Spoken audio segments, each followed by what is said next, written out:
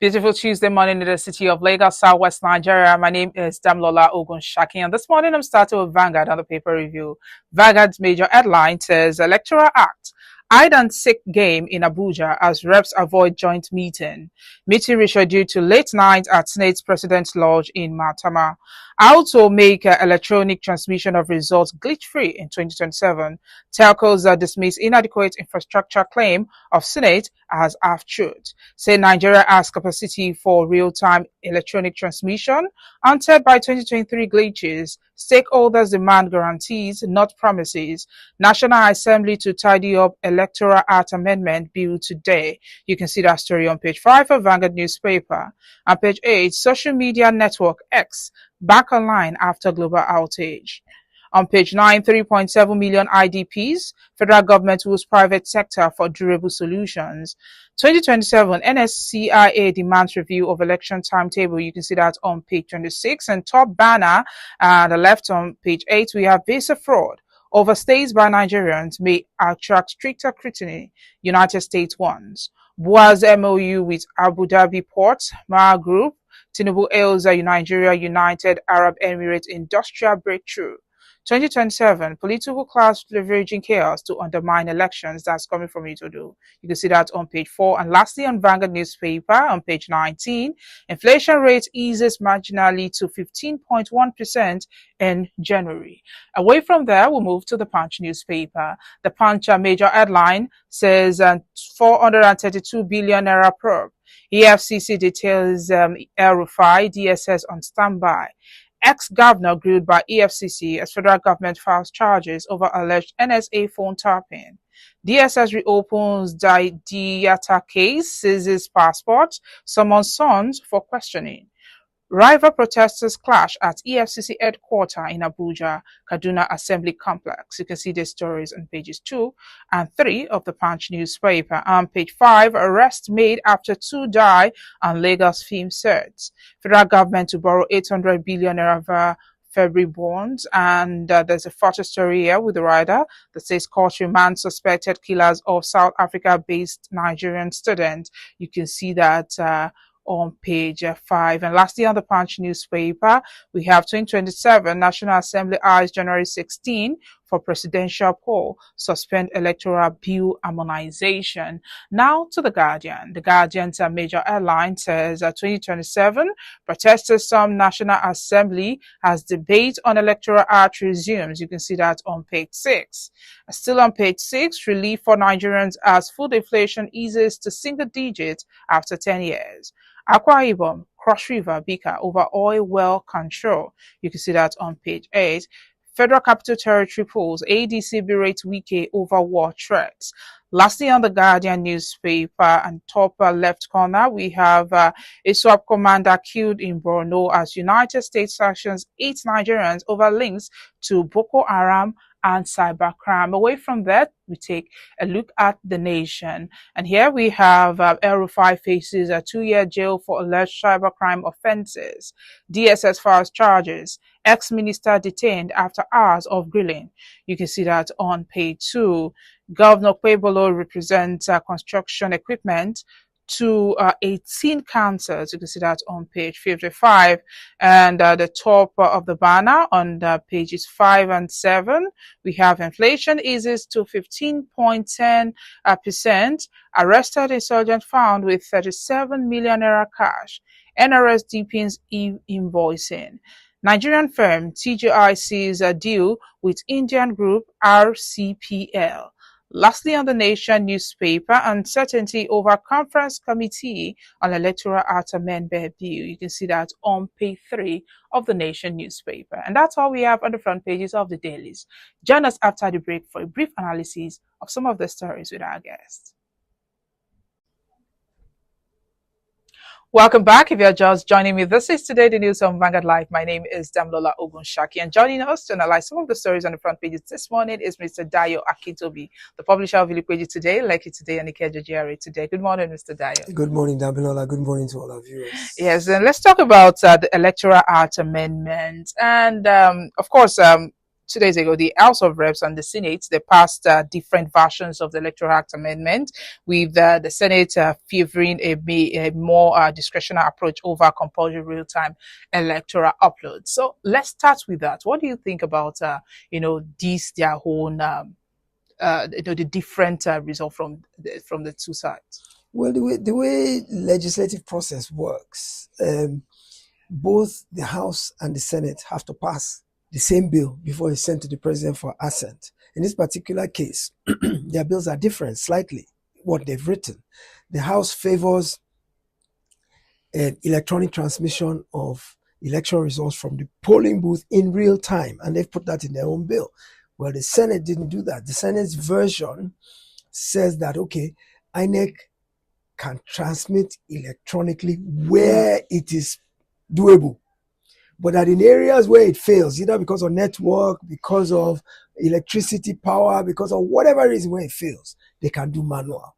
So that discrepancy means the bill cannot move forward yet. So there's something called a conference committee, which is put up, that contains members of the House and members of the Senate to negotiate between the differences between the two bills, so that they can come up with a unified position that will be passed to the president. That unified position will still have majority of the elements of both, because truth be told, most of the elements align in what the House passed and what the Senate passed. There are just one or two contentious areas that are diversionary from what each of them. So they need to sit down and come to an agreement on how to word it in a way that satisfies both parties. So, well, because of the public furor that has attended this issue of electronic transmission of votes, it's clear that the House is interested in keeping its own the way it is. And it's clear that the Senate may not particularly be interested in entrenching that electronic transmission. Senate has gone through many iterations of this thing. They've had closed door meetings, executive sessions where they drove out the media before they passed the bill. They had 3 executive sessions where you could tell, because one lasted 3 hours, one lasted 5 hours. I said, what are you going to talk about behind closed doors? You've already listed majority of the things, so it's just this one issue. So you know there's contention, there's major fights. There's some people who are just adamant about this thing must not happen, this electronic transmission. Now, some people believe that it is because it will expose a lot of politicians, that in actual fact, many of the people who are in office today are there illegitimately, because one way or another, they were able to manipulate the outcome of the voters' will, that they manipulated it. And the fear is that if they allow this electronic transmission to fly, it will not only expose a lot of them, but it will even make many of them go home in 2027. Many of them who ordinarily cannot muster enough votes to even put up a decent contest. Many of them are in power today, and at 2027, if that thing is there, they will return. So that paranoia and concern is what is driving this opposition. So how did they do it? They just refuse to meet. That conference committee was set up whereby they should have met yesterday. In fact, Monday, yesterday.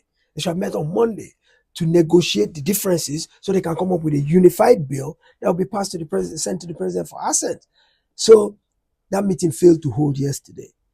So, but what do you think about House of Reps, perhaps avoidance? What do you think about it? What does it signal about political stakes involved in this, in finalizing the Electoral Act, especially as we head towards the 2027 elections? Well, you see, the House of Reps and the Senate are entirely different entities, and their dynamics work differently. House of Reps, for example, their constituencies are smaller. There are many, many more of them, 469 or thereabouts in the House. They are generally younger. They are closer to the people. They are more vibrant. They debate more vibrantly. The Senate is supposed to be a gentleman's club, grand old party of old men who just give wise counsel, from their wisdom of years of experience. Comparing the two is like maybe saying your grandfather and your father. Their mindset is completely on a different level. So you look at it, and the way our constitution is written, You can't pass a law without the two of them harmoniously coming together. As long as there's dissension on one side, the other can do it. So the House obviously realizes that the Senate wants to strong arm them into watering down this Electoral Act in a way that the Senate has said we don't want. So rather than confront it head on, because I think about it and I say, how will it be like to bang heads with my grandfather? Or how will it be like to be arguing with my grandfather? So, of course, they are intimidated to some extent, the House, by the Senate, because the Senate is like their boss, their big elder brother. So, when there is disagreement, there's a bit of hesitancy to confront their elders and say, you got it wrong. But they recognize the fact that they have a constitutional duty to represent their constituency. Do you understand? So I look at it and I say that avoidance yesterday was a means of protest, that we're not going to let you strong arm us to compromise what we've already accepted as a group. Clearly, they've gotten feelers that what the Senate wants is for the thing to pass without electronic transmission or without the real-time provision, or with the proviso that if it's not working here, you can still do manual. But the House's version says both. Even it says electronic transmission. It still says you will manually still take it. So it's foolproof, really. It's fail-safe. So I don't know what the Senate is worrying about, but to me, it shows the beauty of democracy, because there's checks and balances in the system. If we had a unicameral House, for example, the Senate would have just said, we don't want it, signed it, sent to the president, and that's the end of the story. But see, there's contention. And that contention makes, even though it looks like is creating a blockade that's stopping us from making progress. Because remember, INEC was saying, if they don't give me this Electoral Act, I can't release dates for 2027. The longer it takes for you to give me this, the harder it's going to be. I'm still operating 2022 Electoral Act with all its flaws. Remember, 2022 Electoral Act is what gave us 2023 elections that we all complained about. That there were too many discrepancies, too many lapses, too many shortcomings. So that's why we wanted to do 2027 Electoral Act, to make sure that the shortcomings of the past are addressed and reconciled. But as a Nigerian you've seen all this, do you think the electronic transmission of results, do you think it will improve the credibility of elections in Nigeria? Well, I've said it's not the panacea to rigging. It's not the be all and end all, but it is part of a process. There are many elements, right, that create unsatisfactory elections. It's not only about the transmission of results. How about vote buying? How about ballot snatching? How about intimidation at the polls? How about police presence, security? How about even agents of other parties, being driven away from polling booths, not able to confirm? There are many aspects of the electoral process that open the door to manipulation. So if we're able to electronically transmit results, it addresses one issue. But even that, it doesn't address it 100%, because some technologically astute youngster somewhere can sit somewhere and hack into any electronic system. So even that is not foolproof. Yes, they'll put firewalls. Yes, they'll put cyber security. Yes, they do all this. But something that's designed by man can be compromised by another man. That's the bottom line. So electronic is not foolproof. Remember, a few years ago, there were accusations, even all the way in America, that Russian hackers manipulated American elections, if you remember, through hacking. So it's not foolproof. So I'm glad that the House is saying we will still do both.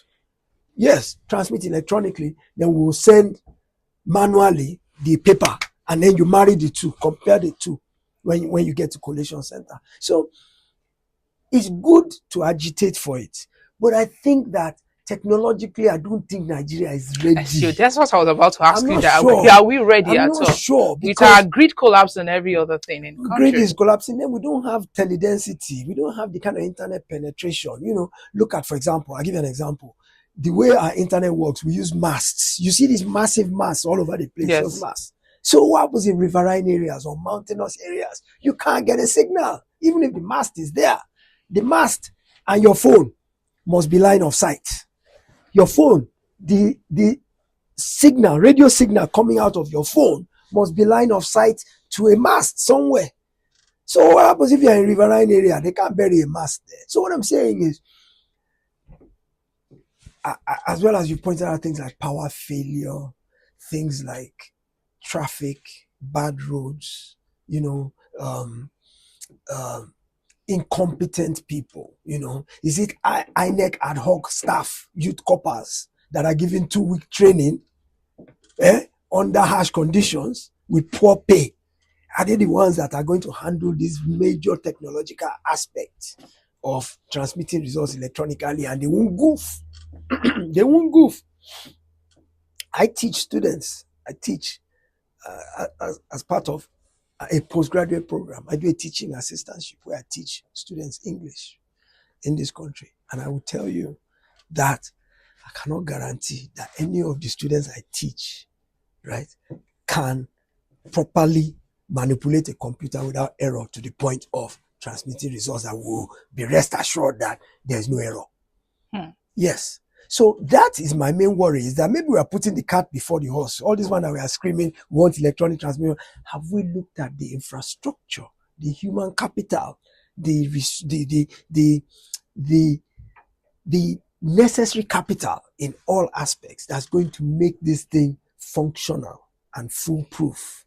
We need to take a good look at it first, before we start harping on wanting to do this way. Well, from the senator and the reps side, do you think this is more about technical feasibility and more about political calculations ahead of the 2027 election? The Senate is just using that as an excuse. This aspect of there's no internet penetration and there's no network. They're just using it as they don't want to do it for political reasons. I've already told you.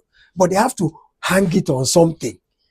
So they found a convenient excuse, which is network issues, power issues, these issues. What if? So their solution to that is, okay, we'll pass it, but we won't make it mandatory. So guess what? The way the Senate has passed it now is exactly the same as it used to be. It hasn't changed any. Because in 2023, we were all expecting, they will transmit results electronically. We will have a good election, good result, blah, blah, blah. Then INEC tried to do it. It failed. They tried. But the backbone, the technology wasn't robust enough. It failed. Then they took them to court. And it went all the way to the Supreme Court. One of the parties, all the way to the Supreme Court. Guess what the Supreme Court said? INEC guidelines, the 2022 Electoral Act, gives INEC the discretion to choose which method by which to transmit. So when they tried to do electronically as they promised to satisfy everybody and it didn't work, they use a different method. They are within their rights. And that's what the Senate has now done. So they've not changed anything. But given the money spent on this electronic transmission of results, the beavers and RF, do you, and the fact that it's not working and we don't have what it takes, to run it, should we just focus on only the manual transmission instead of using the bots? Well, Beavers is working. Almost everybody who got accredited, who voted in the election, they use Beavers now. And we were able to achieve it with Beavers, even in areas where there's no network. Because I think what Beavers does is it captures the thing. If there's no network, it stores it. Then whenever there's a network, it uploads it, or however it works. But we use Beavers to do accreditation. So clearly, there are some aspects of technology that work. Don't you collect money from POS? Don't you pay some bills at POS? If POS is working, it's the same technology now. If POS can work, where you can carry your card to a POS merchant, do a transaction, and they send money to wherever you want, or they debit your account, collect money and give you cash, or you pay your NEPA bill, pay your various bills through POS. It's not technology. It's not rocket science. It's not technologically challenging to do what we are talking about doing. But the question is, are we ready for it? I mean, they spent a lot of money. And if you look at the current budget that the INEC chairman went to defend the other day, if you see how much is allocated towards technology. So the first thing I ask is, the ones you use, the machines you use in 2023, you throw them in. How did they break? Why do you have to buy that's our way in Nigeria. That's part of this corruption thing we're talking about. Every cycle we buy things all over again. Same thing. Every president that comes into Aso Rock must renovate and buy new cars. Same thing. Every governor that comes into State House must buy new desks, new air conditioner, new pencil, new toothpick. I'm not saying they should reuse the toothpick that the former governor used. But I guess what I'm saying, do you understand what yeah, I'm saying? Yeah. It's just a drain on our resources. So they've spent a lot of money on putting this technology in place, right? And they're asking for even more money to further expand and make it more robust. So if we are committing that kind of resources to that kind of a facility, then we should get the benefit of what it can do. We should. All right, let's move forward for that. We're talking about corruption in Nigeria. The former Kaduna governor, Nasir El-Rufai, was invited by the EFCC and has been detained as investigations question him over allegations of financial misconduct involving 432 billion naira linked to loans, contracts during his tenure. And this probe was initiated by Kaduna State House of Assembly ad hoc report. What do you think about this from a former governor? It's just a week or two ago we were talking about Malami, the former attorney general, yes, and the humongous amount of money that was said to have been misappropriated under his watch.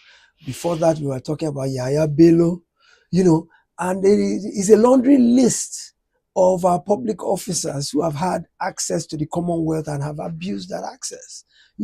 Well, it's said that you are innocent until you are proven guilty. But to me, the fact that allegations have been raised at all, what that tells me is that there's 432 billion of Kaduna State's money that has either evaporated, been misappropriated, or has been diverted. They will not be listing 432 billion if the money is available. The money is gone somewhere. So it's for him to come and now explain. It could be gone into government contract. It could have been gone into building roads, building bridges for the people, social welfare program, palliative, you name it. Health sector, education. But what I know is that 432 billion is gone. And it's not a small amount of money. So now needs to explain where it went to and justify the fact that where it went to was legitimate. Because the accusation, they say it went to loans, money laundering, it went to inflated contract, it went to, the allegations are grave. And what is worrisome is that in his own way, El-Rufai is supposed to be a political star. He's the star boy. He's a political star boy. Although there were a lot of grumblings about how he ran Kaduna State in the 8 years. But even President Tinubu, before things went sour between them, I remember him saying towards the end of the campaign that, Nasir, you must not retire from politics. We need you. You must come and serve in this administration. We are calling on you. You must not, of course, that is history, because during his nomination for minister, things went sour and he didn't get confirmed. And since then, he's been a sworn enemy of the administration, right? So that's why some people are saying this is a witch hunt. And that's why you saw the protest yesterday. There were two different groups. There were those protests in favor. What do you have to say about, about this protest, the critics and also the supporters of it? Outside, I think, to the extent this led to tear gas deployment. Yeah, I think they've put a lot of politics into this thing. For example, I was watching the video when he arrived at EFCC and he came in a massive convoy. So he himself had riled up his followers, and even before he came back from his vacation, he had already said publicly that they are going to arrest me. Sorry, I arrived in Nigeria. Yeah, he said, as soon as I arrive, I know they will arrest me. Do you know why he said that? He said that to rile up his supporters so they will come out. And they did. At the airport when he arrived, you should have seen the massive crowd that turned up. So he had given them advance notice. So he himself is responsible. He's turning this into a circus show intentionally. And it has a lot of political undertones. And should I tell you what my theory is? I could be wrong. My theory is that for 2031, both he and the National Security Advisor, Nuhu Ribadu, have political ambition to run for the presidency. Because remember, on the gentleman's agreement in 2031, it should swing back to the north, provided, of course, the south gets to finish its 8-year tenure. It should swing back. So I think they are prognosticating ahead to say that come 2031, it will swing back to the north. Who are the political gladiators from the north who are still young? Who, because 2031 is still a good 6 years away. Well, five plus. So the geriatrics who are in their 70s now will be too old at that time to be running. So those who are still in their 50s, 60s.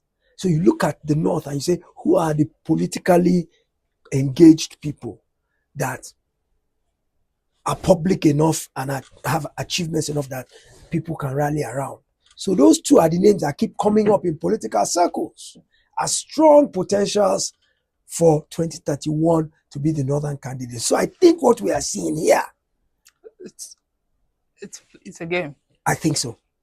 I honestly think so. Ahead of 2031 I election. think so. All right. Like you mentioned earlier, 432 billion naira, whether true or not, is missing. Yes. What does this say about accountability and, the mismanagement of public funds? Well, the governors are a law unto themselves. Who polices the police? Who checks the governors? It's supposed to be the State House of Assembly. But the State House of Assembly is always completely, totally subservient and answerable to the governor. Usually because the governor played a role in who entered the State House of Assembly, played a role in who became the speaker. The speaker will always do the bidding of the governor, except in cases like in Rivers State, where you see Wule and his people against Fubara, but that has its own political undertones to do with the minister of the FCT. But generally, if you look at most of the states, majority of the states, the state assemblies are beholden to the governor. So the governor essentially is a lord unto himself with no checks and balances, because the people are supposed to check him, their oversight responsibility, questioning the budget. When you hear budget passage, the governor will bring it in, or even the president will bring it in, drop it, say some fancy speech, go out. Within few hours, they voted, they passed the thing. Budget are several hundred pages long that each of you is supposed to go through line by line, page by page. That should take you weeks. Within few hours, they pass the thing. So it's perfunctory. They are not doing any deep research or investigation or checks or nothing. So how do you stop this kind of abuse from occurring when the governor can sign a blank check? The governors are very, very powerful. We just sometimes look only at the center and think that the president, every governor is a mini president of his own domain and has the same powers that the president has over Nigeria. The governor has the same power over his own state. So he has free willing signing authority. And so why is the president not going through all this? The president doesn't have the right to interfere in the matters of any individual state. The center has its responsibility for things like foreign policy, those things that are on the exclusive list: foreign policy, defense, currency, interest rates, monetary policy, the economy, a macro economic point of view. That's the center. But each state is an individual unit. They call it federating units, an individual unit. The president can't come and tell governor what to do in the state. He can advise him, he can counsel him, he can make suggestions, but he can't in any way command a governor. No, that's why people are surprised that last week Fubara and Wike sat with President Tinubu, and President Tinubu was the one telling them what to happen in Rivers State. Notice that immediately after that meeting, Fubara went and sacked his whole cabinet. Did you notice? He sacked the whole. That was a outgrowth of that meeting. So the president told the state governor what to do, and he did it. That is the ruination of democracy completely. So, to answer your question, Abuja can't interfere. Remember, governors have immunity, so he can't send the EFCC, even if he knows they are stealing. President can't send the EFCC to go after them while they are in office because they are constitutionally protected. So what can he do? He can call them and say, what you are doing, I know you are stealing. I know you are stealing. We'll come after you leave office. So you better stop. Maybe something like that, to that effect. I saw an interview with President Obasanjo one time or somebody, and they said he knew somebody was stealing and he went after the person and said blah, blah, blah, and the person returned a portion of the money. I think it was a governor. I can't remember the story well. So, yes, the president can coerce, can advise, can recommend, but he can't mandate, he can't command. So governors do what they want completely because the president has no constitutional authority over them, State House of Assembly that has constitutional authority, they lie supine. They lie supine, completely prostrate to where there's nothing the governor cannot do. He will ride roughshod over everybody. He can empty the treasury and nothing will happen to him, unless, of course, after his tenure, if he's in the wrong party, if he's in the opposition, they may send the EFCC dogs after him after his tenure is over. All right, our time is fast spent, so let's end this on a light handed with Mr. and Mrs. this morning. And it's still in celebration of Valentine. And Mr. says, but you gave me this tie as Valentine gift. Is there anything wrong with wearing it to work? And Mrs. replied, it looks good on you. I heard there are too many female staffs at the office. Yeah, well, Valentine has come and gone. We're happy he's gone. Us men can rest next year now. Even this tie I'm wearing now was a Valentine gift. Okay. So I should have worn it last Tuesday, but last Valentine's Day, but I'm celebrating my own Valentine today. You're celebrating it today. I guess that's away from people who tell us, Valentine is every day. Don't worry about it. We'll give gifts every day. All right. Thank you, sir, for joining us this morning. My pleasure always. Good morning, Nigeria.